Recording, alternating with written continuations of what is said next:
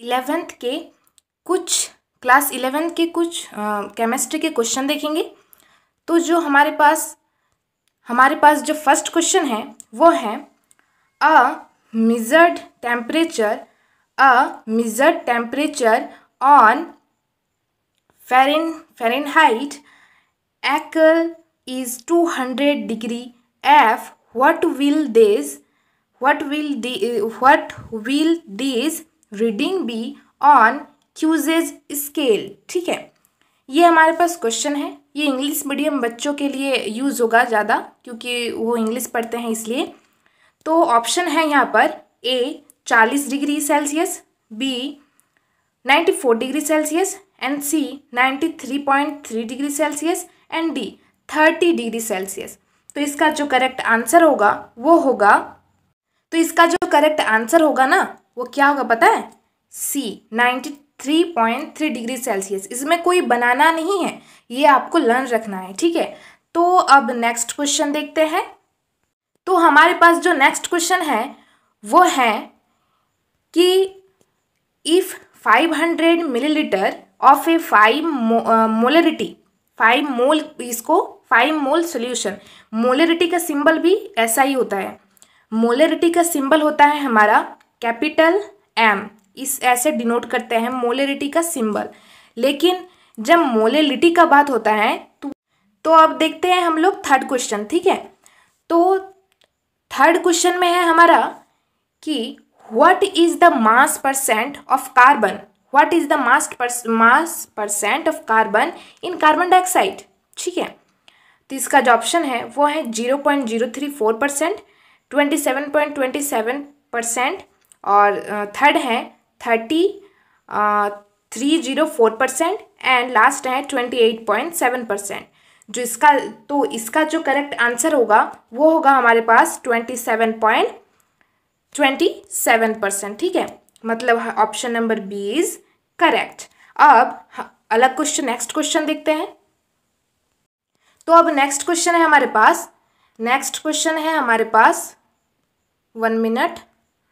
Next question है हमारे पास what will be the molarity of the solution containing 18.25 gram of hydrochloric अम्ल gas in 500 gram of water. ये हमारे पास क्या है, क्वेश्चन गिवन है। Option A 0.1 molarity, option B 1 molarity, option C 0.5 molarity, और ऑप्शन डी 1 मोलरिटी। तो इसका जो करेक्ट आंसर होगा ना वो होगा ऑप्शन नंबर डी 1 मोलरिटी। क्या होगा? 1 मोलरिटी। अब नेक्स्ट क्वेश्चन देखते हैं।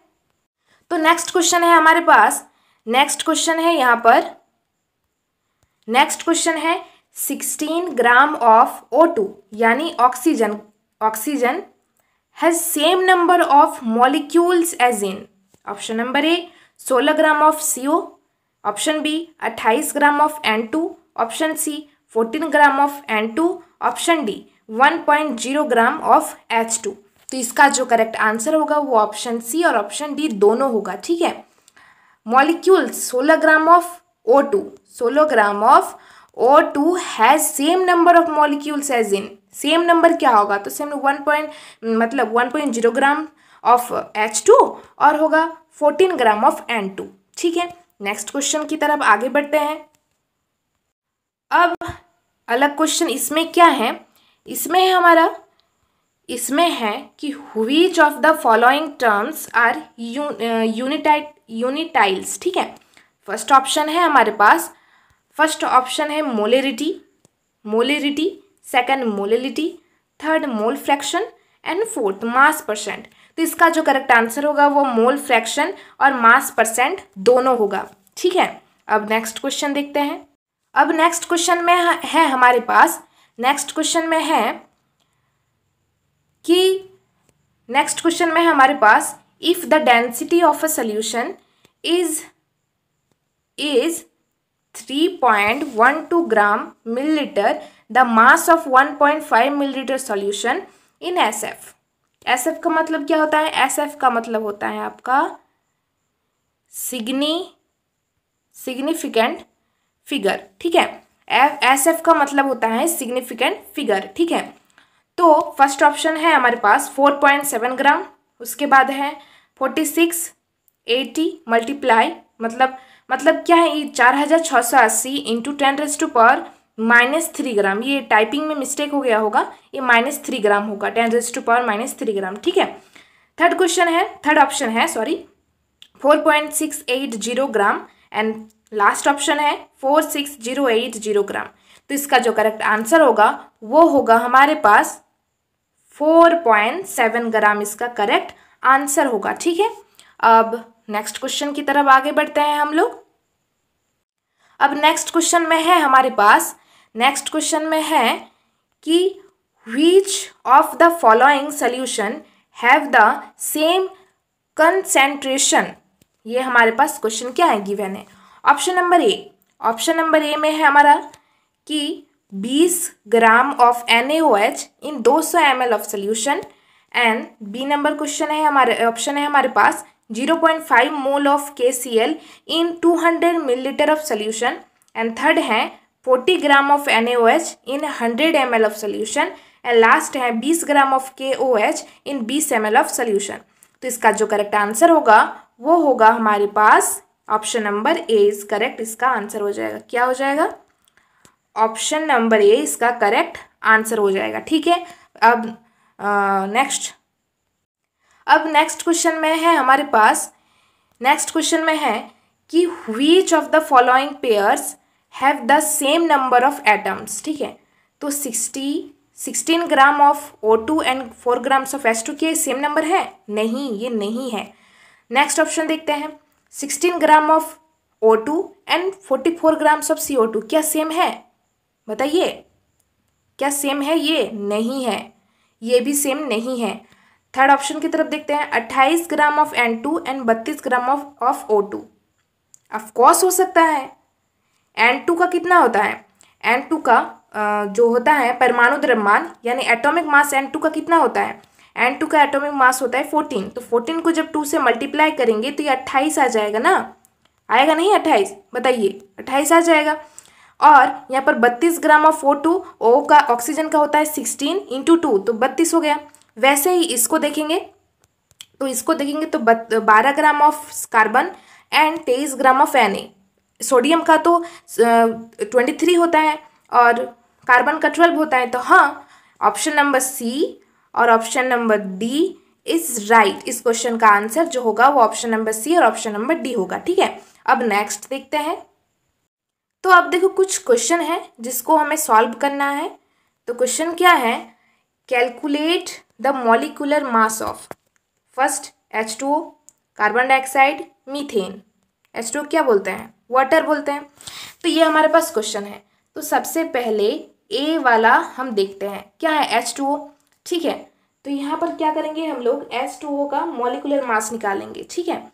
तो H2O का मॉलिक्यूलर मास तो 2 इंटू में यह आ जाएगा हमारा 1.008। 1.00 आप लोग बताइएगा कि 1.00 आपने कैसे लिख दिया?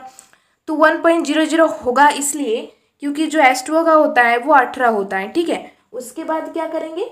उसके बाद ये AMU में आ जाएगा। किस में आ जाएगा? AMU में, ठीक है। AMU प्लस हो जाएगा आपका 16.00 AMU। 16.00 AMU इसलिए क्योंकि ऑक्सीजन का 16 होता है, ठीक है। अब इसको प्लस करेंगे, तो जब इसको प्लस करेंगे तो हमारा आ जाएगा, देखते हैं, जब इसको प्लस करेंगे तो हमारा आ जाएगा 18.016 AMU। आप प्लस करके देख लीजिएगा, ये हमारे पास वाटर का मॉलिक्यूलर मास निकल के आ गया है, ठीक है। अब किसका निकालेंगे? अब हम लोग निकालेंगे कार्बन डाइऑक्साइड का, यानी बी का मॉलिक्यूलर मास निकालेंगे हम लोग, ठीक है। तो बी का निकालेंगे तो ये फर्स्ट में क्या आ जाएगा? 12.01 AMU, ठीक है। क्योंकि 12.01 कार्बन का 12 होता है, समथिंग होता है, इसलिए हम लोग 12 लिख देते हैं, ठीक है।